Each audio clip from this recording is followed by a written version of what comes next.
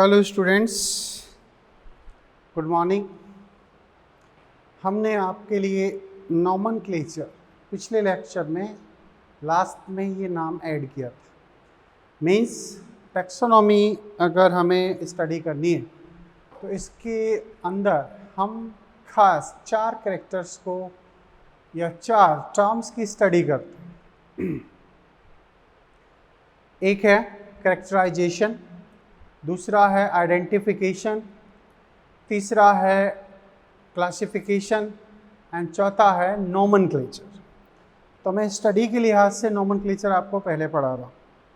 Nomenclature मतलब कि आपने क्लासिफिकेशन कर लिया है, उसके बाद एक नई खोजी गई प्रजाति को आपको नाम भी देना है। ठीक है, तो कहा जाता है कि जो नामकरण की पद्धतियाँ हैं वो 2 तरीके से मानी जाती हैं, एक वर्नाकुलर और एक साइंटिफिक। ठीक है, कह सकते हो वर्गीकरण के बाद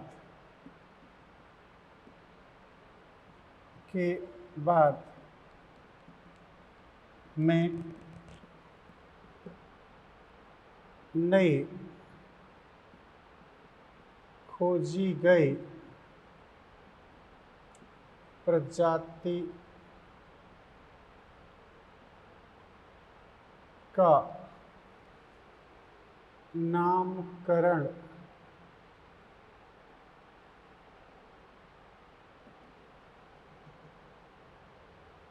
किया जाता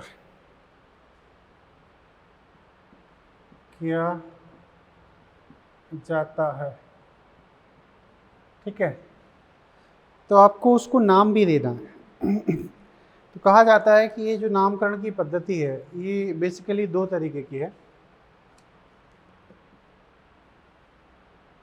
नामकरण 2 प्रकार के माने जाते हैं।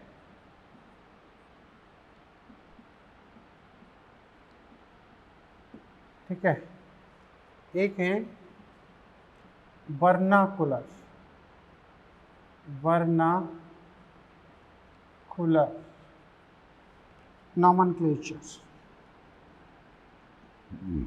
नॉमनक्लेचर ये क्या है? यह है नामकरण स्थानीय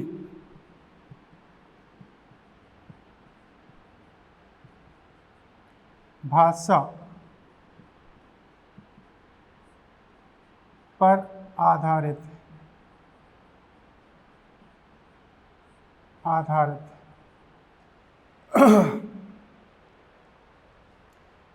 इस कारण से भी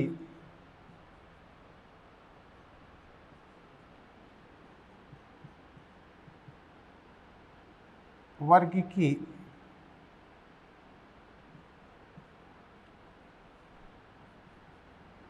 के अध्ययन में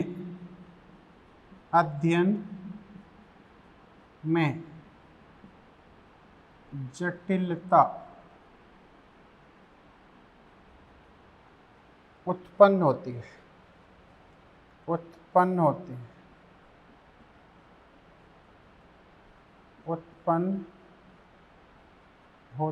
क्लियर? ऐसे।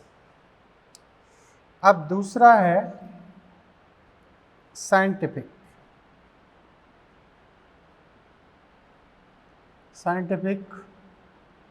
नॉमनक्लेचर,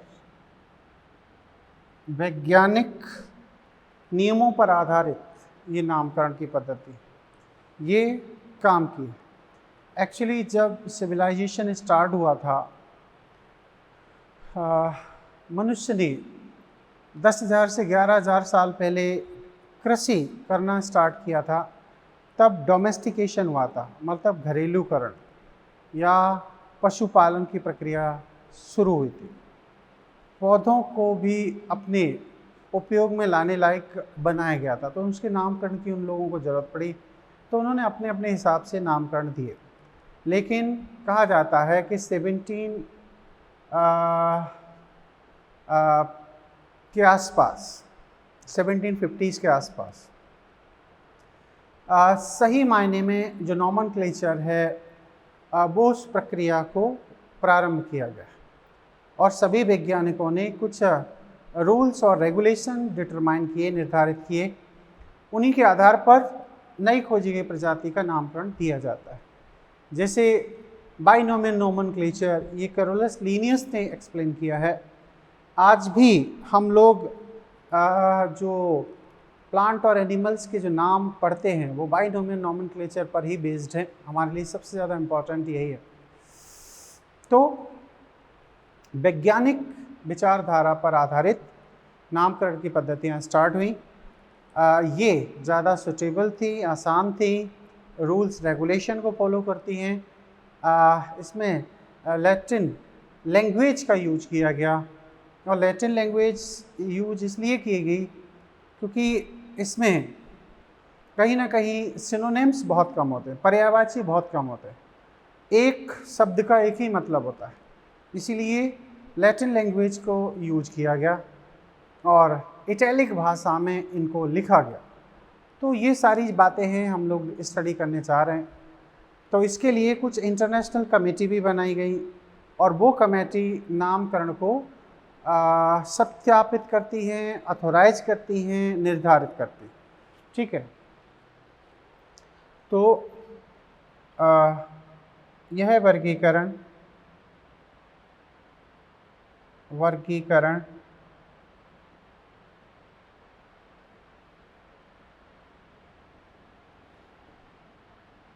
सर्वमान्य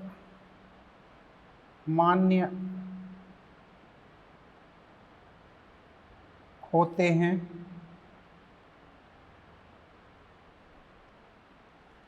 इनमें नियमों के आधार पर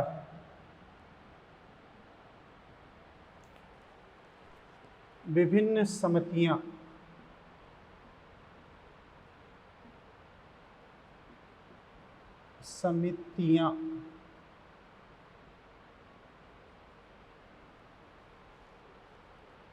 जीवों के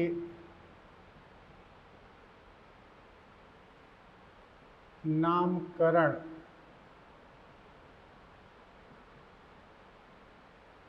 करते हैं या उन्हें सत्यापित करती हैं या उन्हें कंट्रोल करती हैं। जैसे एक समिति है आपके लिए, जैसे ICBN, international code for botanical nomenclature. ICBN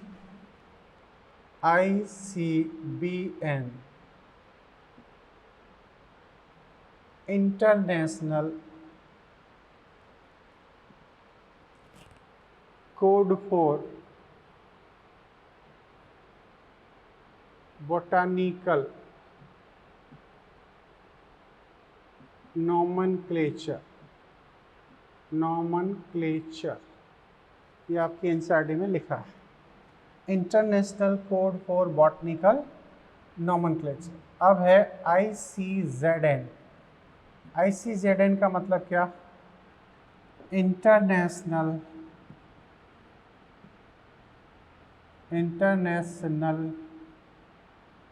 code for zoological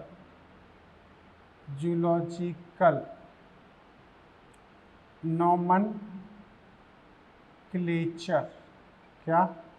nomenclature, ICZN। Is that clear? तो इस तरीके की समितियां हैं जो ये जूलॉजी में नोमेनक्लेचर को एक्सप्लेन करते हैं। और एक ICBN, एक और होती है, वो एनसीईआरटी में नहीं है, ICNB, ठीक है, इसको भी याद रखना है, कंफ्यूजन क्रिएट कर सकती है। तो international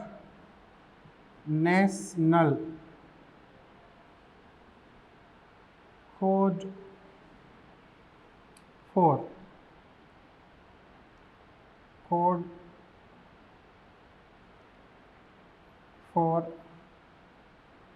nomenclature of bacteria international code for nomenclature of bacteria.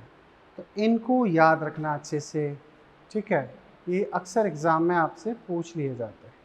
तो ये वो कमेटी है जो कहीं ना कहीं नामकरण का निर्धारण करते हैं। अच्छा जी, अब हम तुम्हें ले चलते हैं ट्राइनोमियल नॉमनक्लेचर में। किसमें? Trinomial nomenclature. ट्राइनोमियल नॉमनक्लेचर क्या है? ये यहाँ पर एक्सप्लेन है, आपके मॉड्यूल में भी है। तो ट्राइनोमियल नॉमनक्लेचर, जैसे मैं ट्राइनोमियल से लेके चलता हूँ, फिर बाई पर आएंगे ऐसे। हालांकि एक पॉलिनोमियल नॉमनक्लेचर भी था, लेकिन वो अब काम का नहीं है। ब्रायोफिल्लम का नाम था, ब्रायोफिल्लम, सेक्साटेलिस, फोलियस, ग्रेमिनेस, अम्बेलेटिस, कोरियम्बस, तो ये उसका नाम था। ठीक है, ये एग्ज़ाम में भी नहीं पूछा जाता है तो मतलब नहीं। ठीक है, अब आता है ट्राइनोमियल नॉमनक्लेचर। क्या? ट्राइनोमियल नॉमनक्लेचर त्रिनाम पद्धति बोलते हैं, त्रिनाम पद्धति। ठीक है, ये त्रिनाम पद्धति क्या? तो इसमें होता ये है कि एक शब्द तो होता है वंश का, दूसरा होता है जाति का, और तीसरा होता है या तो सब स्पीसीज होगा या फिर सब वैरायटी होगा। ठीक है, तो हम देखते हैं कैसे ये था। क्लियर? डाइवर्सिटी में बहुत कुछ है समझने के लिए भी और याद करने के लिए भी।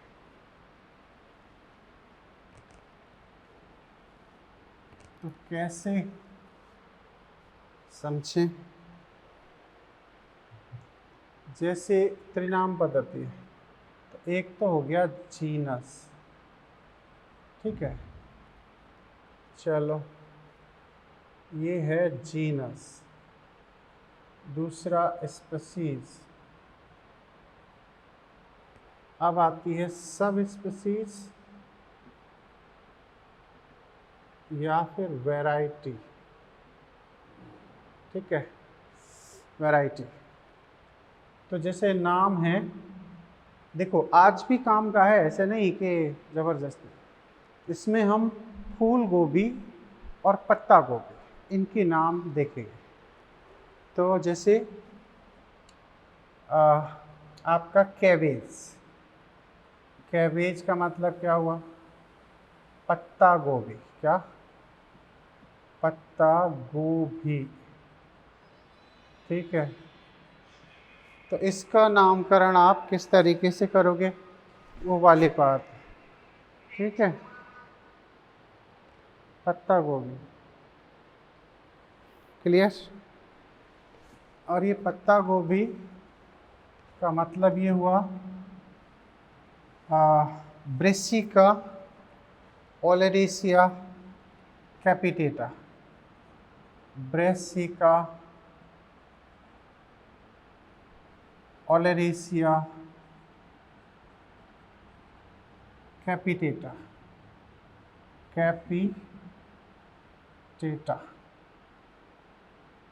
कैपिटेटा। ठीक है, तो ये इसके वैरायटी है। सब स्पीसीज एक्चुअली एनिमल्स के लिए करते हैं, वैरायटी आपके प्लांट्स के लिए, पत्ता गोभी की होगी। अब है कॉलीफ्लावर। कॉलीफ्लावर ये कौन है? फूल गोभी। कौन है? फूल गोभी। इसमें क्या है? Brassica oleracea, oleracea. उसके बाद में है क्या?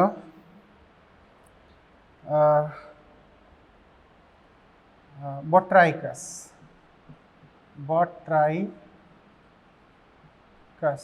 ये बोट्राइकस। तो ये है अपनी फूल गोभी, ये है पत्ता गोभी। सोचो इनकी स्पीसीज और जीनस दोनों के एक जैसे। अगर यहाँ पर आप इसको नहीं करोगे तो फिर वेरिएबिलिटी नहीं आएगी। तो ये आज भी काम की चीज़ बनी हुई है ना। जैसे क्रो है, कौन?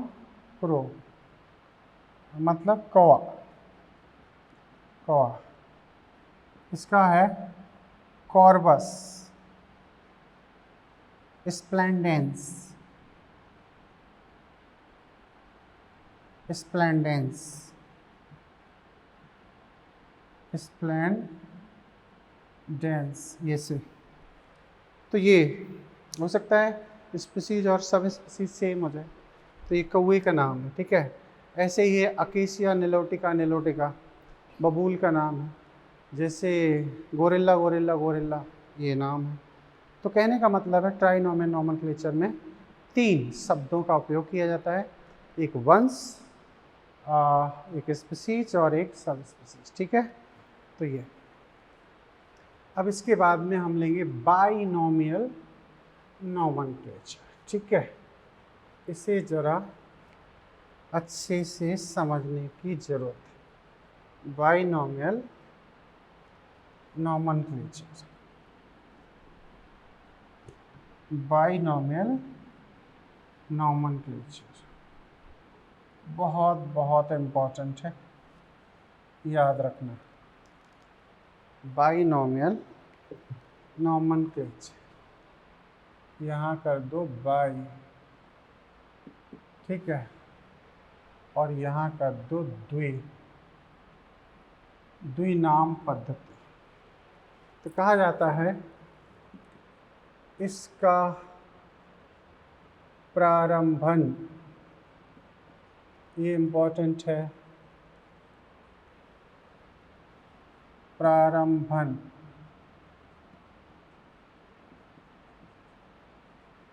गैस्पर्ड बोहेन, गैस्पर्ड बोहेन ने किया था, किया था, ठीक है। लेकिन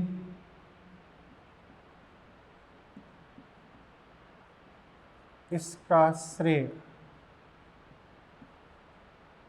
इसका श्रेय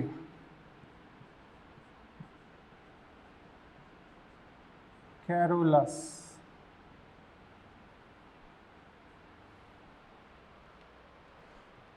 कैरोलस लीनियस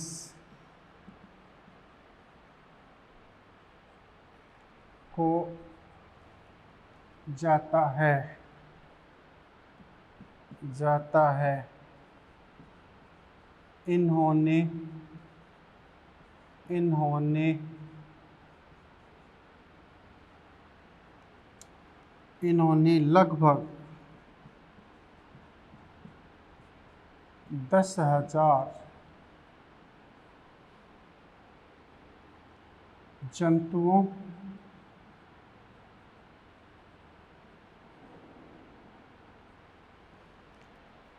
जंतुओं जंतुओं को किसमें किया? सिस्टेमा नेचुरी, सिस्टेमा नेचुरी, तथा पौधों कहाँ किया? स्पीसीज प्लांटेरम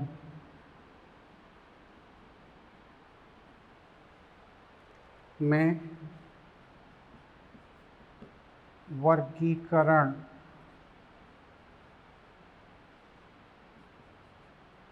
संपन्न किया।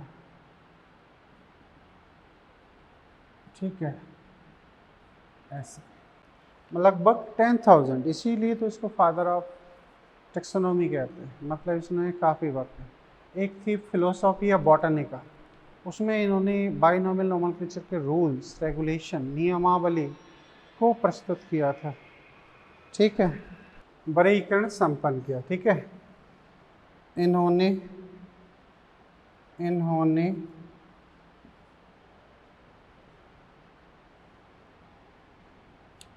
द्विनाम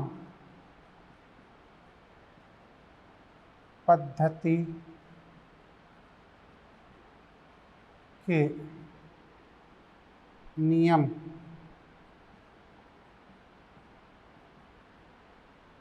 अपनी किताब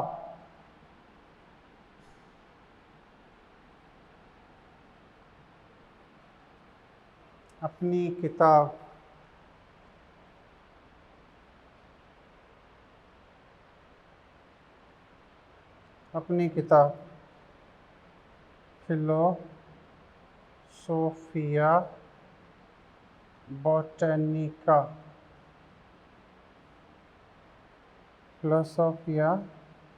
बॉटनिका में प्रकाशित किया।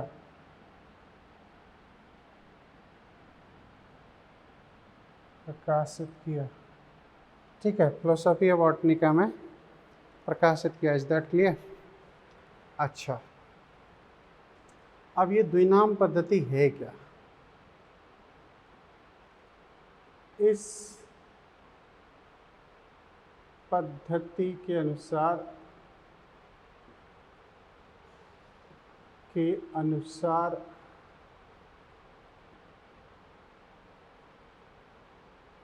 विभिन्न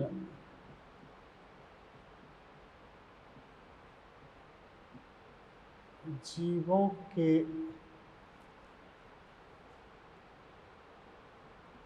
नामकरण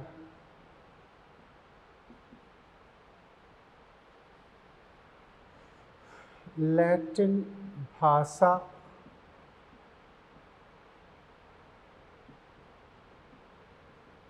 तथा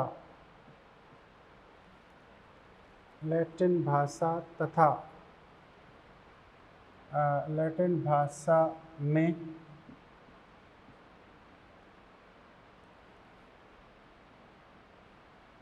इटैलिक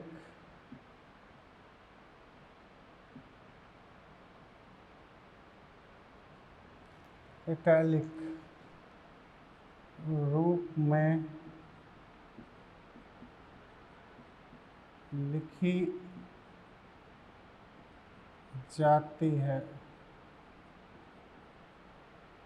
ठीक है, इटैलिक रूप में लिखी जाती है, इसे याद रखना। ठीक है, अच्छा, यहीं पर एक पॉइंट लिखना चाहिए कि why Latin language is a dead language, मृत भाषा बोली जाती है ना। तो यहीं पर हम समझ लेते हैं। क्या कारण है कि लैटिन भाषा को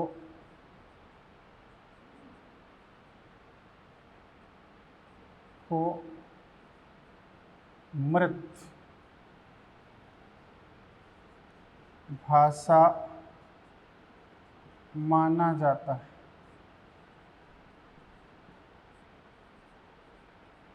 ठीक है, मृत माना जाता है। तो नंबर 1 ये, इसमें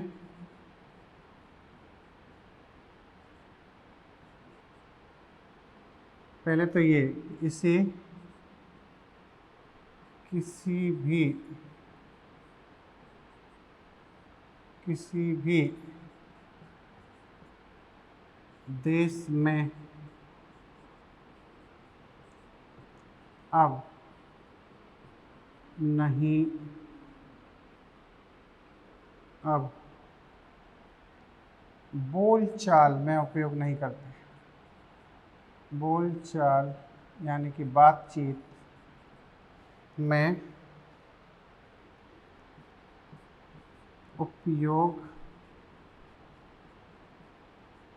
नहीं करते। नंबर 1,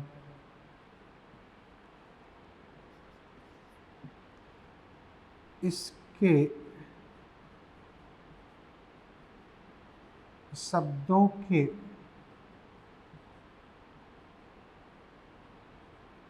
पर्यायवाची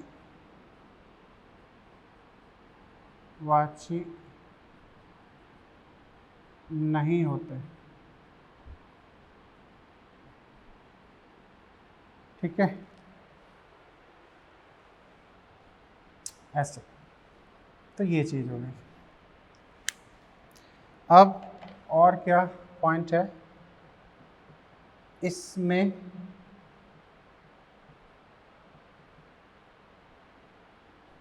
दो शब्दों के उपयोग से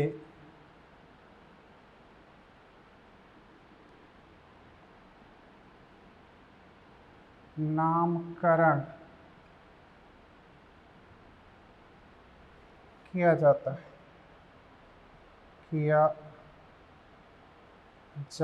है। प्रथम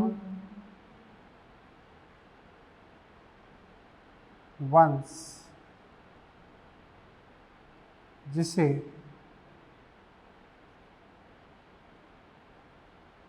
कैपिटल लेटर, बड़े अक्षर से प्रारंभ करते हैं। दूसरा जाति जो स्मॉल लेटर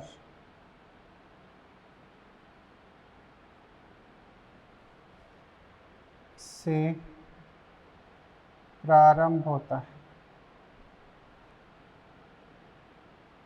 ठीक है, से प्रारंभ होता है।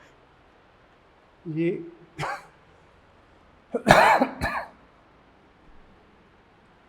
प्रारंभ होता है। अब अगला पॉइंट क्या है?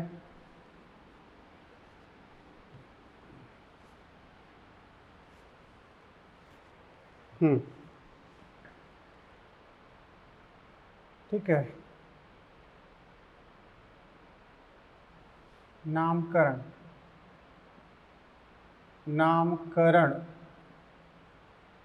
यदि हैंड रिटन, हाथों से लिखा जाए, यदि हैंड रिटन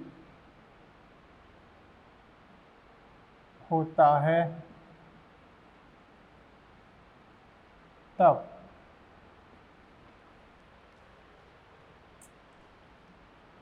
दोनों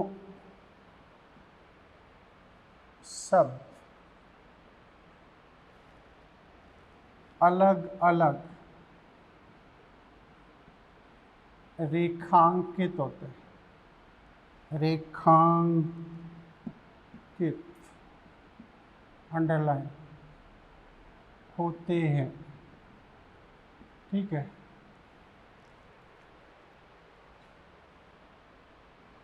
लेकिन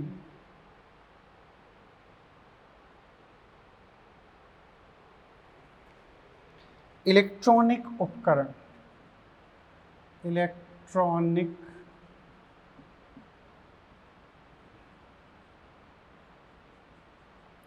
उपकरण का उपकरण से लिखने पर इटैलिक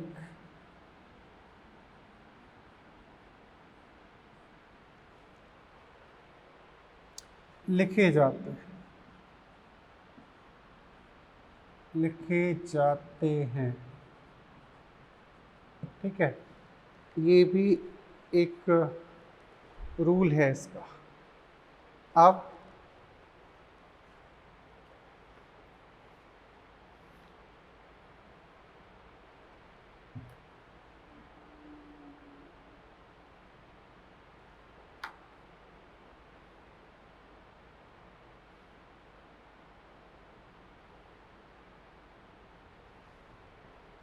यदि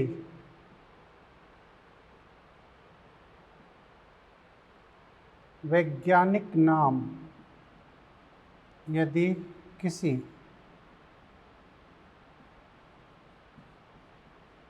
वैज्ञानिक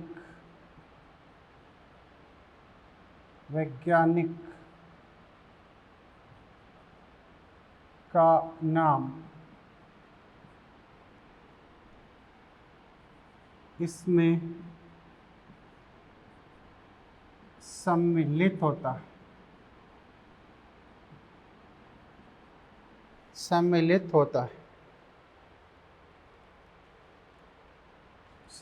होता है, तब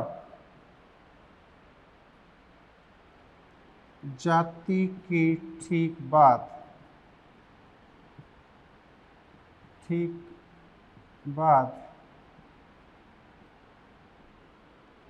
शॉर्ट फॉर्म में लिखा जाता है। ठीक है, कैसे? जैसे मैंजीफेरा इंडिका लीनियस, ऐसे बिना कोई फुल स्टॉप वगैरह के, है ना। तो ये लीनियस, तो इसके नीचे अंडरलाइन, इसके नीचे अंडरलाइन, क्योंकि लीनियस का मतलब होता है लीनियस, LINN, लीनियस, ये भी चीज़ है। ठीक है, ये बात हो गई respective genus and second is species. Written, हाथ से लिखे जाएं तो ये चीज़ होती है। ठीक है, तो ये कुछ सिस्टमेटिक रूल हैं जो हमें फॉलो करना पड़ते हैं। क्लियर? ये law of purity, when some organism is named by different scientists at the different place, the name which was given first after 1st May 1755 will be accepted. Law of purity। ठीक है, तो कहा जाता है एक law of purity है इसमें, law of purity NCERT में नहीं है, लेकिन समझने की ज़रूरत है।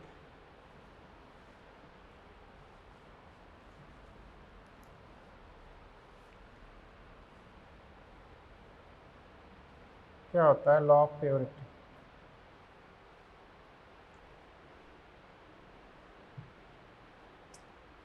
अच्छा, एक चीज़ और, यदि किसी जीव का नाम किसी अन्य भाषा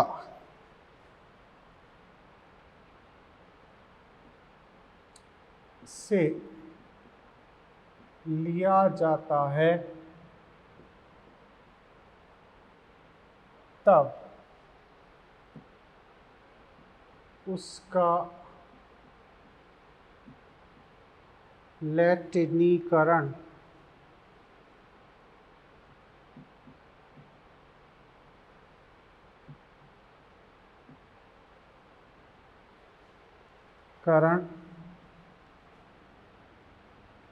किया जाता है। जैसे बरगद है, क्या बरगद, इसका बॉटनिकल नाम है फाइकस बेंगालेंसिस, बेंगालेंसिस। ठीक है, तो ये एक्चुअली इंडिया के बंगाल में पाया जाता है, इसलिए बेंगालेंसिस है, लेकिन इसका लैटिनिफाई करना ज़रूरी हो जाता है। ये है। तो शुद्धता का नियम क्या होता है? शुद्धता का नियम इसमें है जैसे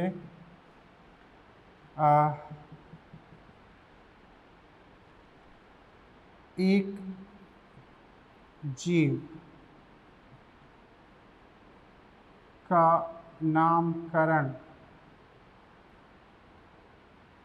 यदि अलग अलग वैज्ञानिकों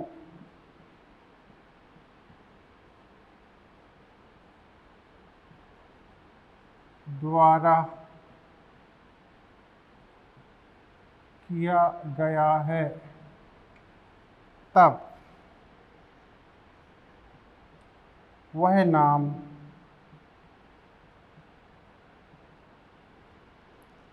स्वीकार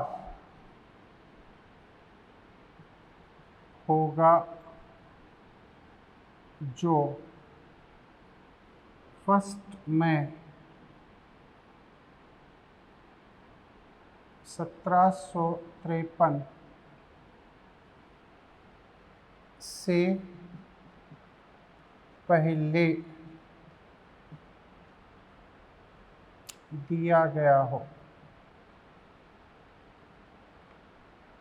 ठीक है, तो इससे बाद में अगर आएगा तो फिर उसका नाम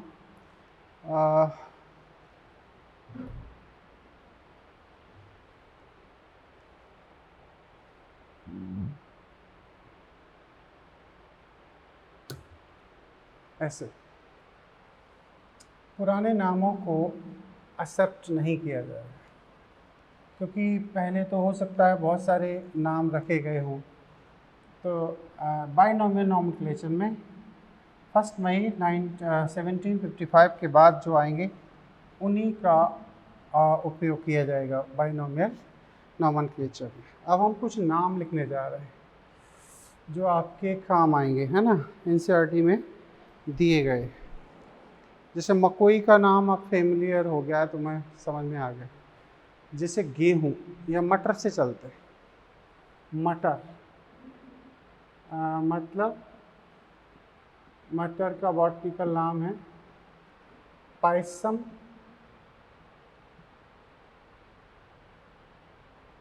सेटाइवम। आपको इसको अलग अलग अंडरलाइन करना है, ठीक है। अब किसका? मक्का, ये आपके बहुत काम आएगा। मक्का का मतलब है जिया मेज, ठीक है, तो जिया मेज। अब कौन? मक्का। सरसों का याद रखो, सरसों काम आ सकता है क्योंकि मस्टर्ड फैमिली है। Brassica campestris, Brassica campestris, campestris, ये ठीक है। अब किसका नाम है? जैसे एक अश्वगंधा है, ये काम आएगा आपके, अश्वगंधा। बिथोनिया, ठीक है, बिथोनिया सोमिनीफेरा, बिथोनिया सोमिनीफेरा, ये आपको अंडरलाइन करनी पड़ेगी। अब जैसे गेहूँ जो हम खाते हैं उसका नाम है ट्रिटिकम एस्टिवम,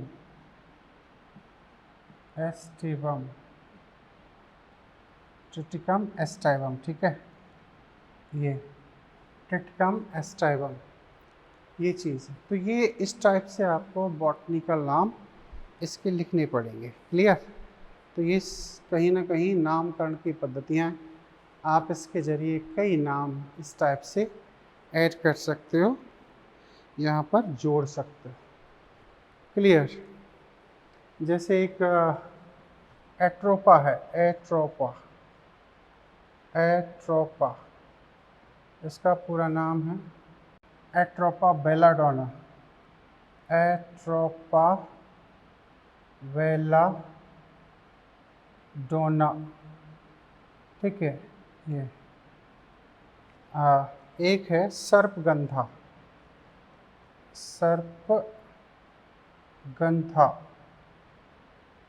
सर्पगंधा का मतलब है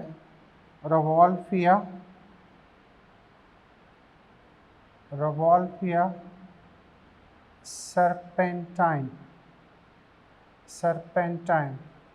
हालांकि इसको रवॉल्फिया वोमिटेरिया भी एनसीईआरटी ने कहा है, ठीक है, तो आप इससे कंफ्यूज ना हो, सही नाम इसका रवॉल्फिया सर्पेंटाइन है, ठीक है। ये आपको 12th के एनसीईआरटी में मिलेगा। अब मैं आपके लिए कुछ और नाम लिख देता हूँ। क्लियर? ऐसे तो ये अब जैसे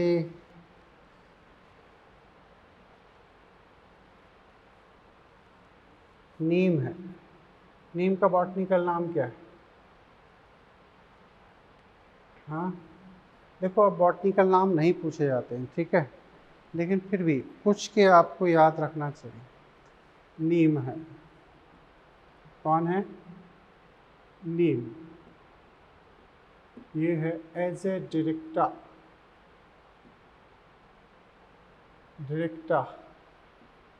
इंडिका, एजे डायरेक्टा इंडिका, ठीक है।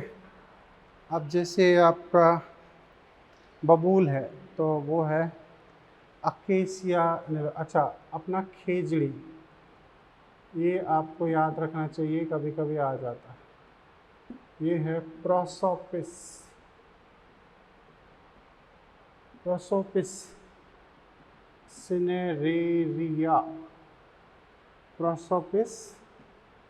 सिनेरेरिया, ठीक है। और किसका नाम तुम्हारे सामने आ सकता है? मकोई का आप जानते हो, मटर का आपको पता चल गया, सरसों का आपको यहाँ पर एक्सप्लेनेशन हो चुकी है। अब जैसे धान है, धान का मतलब है चावल, इसका बॉटनिकल नाम क्या है? ओराइजा सेटाइवा या सेटाइवम, ठीक है। तो ये है, ठीक है। तो ये कुछ इम्पोर्टेंट नेम हैं जिनकी आपको ज़रूरत हमेशा पड़ती रहेगी। अब जैसे जौ है, कौन है? जौ, इसमें है हॉर्डियम वल्गर, ऐसे हॉर्डियम वल्गर इसका नाम, जौ, ये भी आपके काम आ सकता है, ठीक है। जैसे होमोसेपियंस, मनुष्य का नाम क्या है? मनुष्य, ठीक है, ये है होमो सैपियंस, ये नाम, ठीक है। तो ये कुछ बॉटनिकल नाम है, सबको आपको अगर हाथ से लिख रहे हो तो अंडरलाइन करने ही पड़ेंगे। Is that clear? ये बातें हो जाती है। ये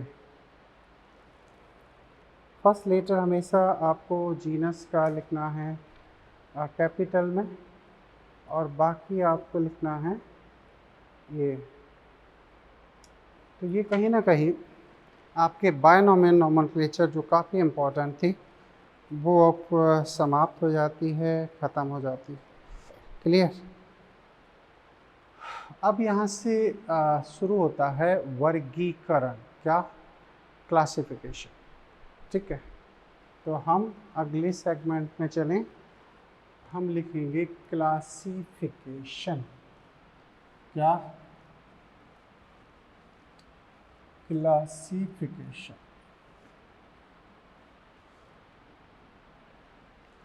बायनॉमियल नोमेनक्लेचर से बहुत सारे क्वेश्चन बनते हैं, याद रखना इसको ऐसे। तो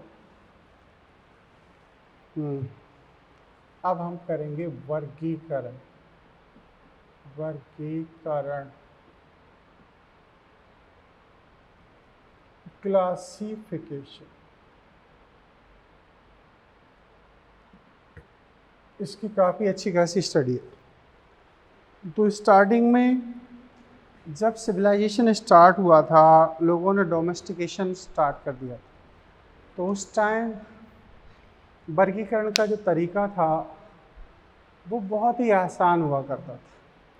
जैसे प्लांट्स को वर्गीकृत किया उपयोग के आधार पर, जैसे कौन कपड़े बनाने में उपयोग हो सकता है, तो उसके हिसाब से जीवों का नाम रखा गया।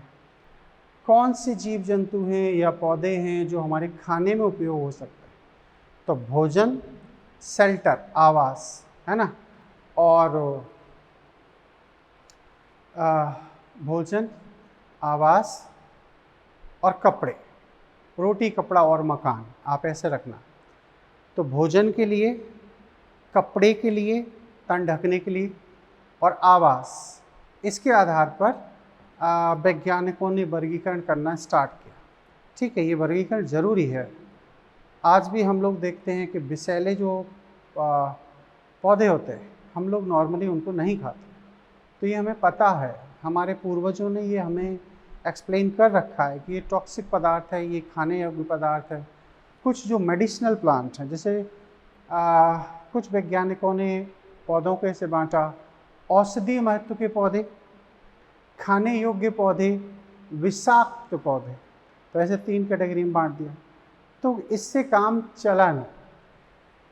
उपयोगिता के आधार पर सबसे पहले प्रारंभ में वर्गीकरण की पद्धतियाँ स्टार्ट, लेकिन फिर बाद में फिर वैज्ञानिकों ने विभिन्न नियमावली के आधार पर वर्गीकरण करना प्रारंभ किया। तो वो वर्गीकरण फिर 3 प्रकार के हुए, एक कृत्रिम, एक प्राकृतिक, और तीसरा हुआ जातिवृत्त। ठीक है, तो ये सब चीज़ें स्टार्ट हुई। तो हम लोग इस वर्गीकरण को नेक्स्ट लेक्चर में स्टार्ट करेंगे, अच्छे से पढ़ेंगे।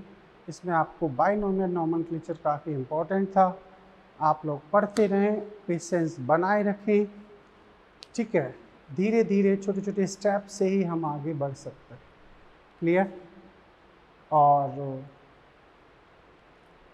ऐसे ही समय में इंसान की पहचान होती है, कौन अच्छा, कौन बुरा, कौन हालातों से लड़ना जानता है, कौन हालातों के सामने अपने आप को सरेंडर कर देता है। ठीक है, तो ओबियसली जैसे ट्रेनिंग की जाती है तो लोगों को कठिन से कठिन काम दिया जाता है, तब जाके एक बेहतरीन योद्धा तैयार होता है।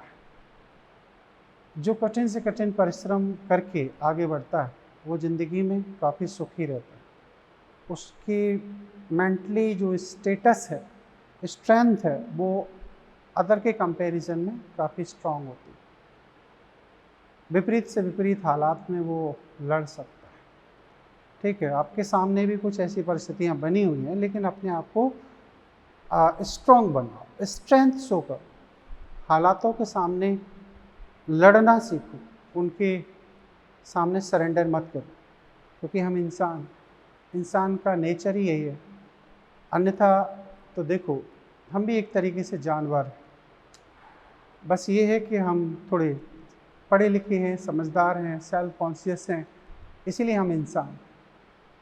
ठीक है, तो चीज़ों को समझो, हालात में बेहतर से बेहतर करने की कोशिश करो, नए नए आइडिया दिमाग में लाओ कि आप कैसे अच्छे से पढ़ सकते हो। एनसीईआरटी पढ़ो, क्वेश्चन करो, मॉड्यूल देखो, यहाँ अच्छे से पढ़ने की कोशिश करो। आवाज़ कैसे कम या ज़्यादा करनी है, इसका कोई एक्सपेरिमेंट करो जिससे कि आपके पास अच्छे से आवाज़ पहुंच पाए। ठीक है, आपकी जो स्क्रीन है उसकी विजिबिलिटी प्रॉपर हो। Okay, thank you.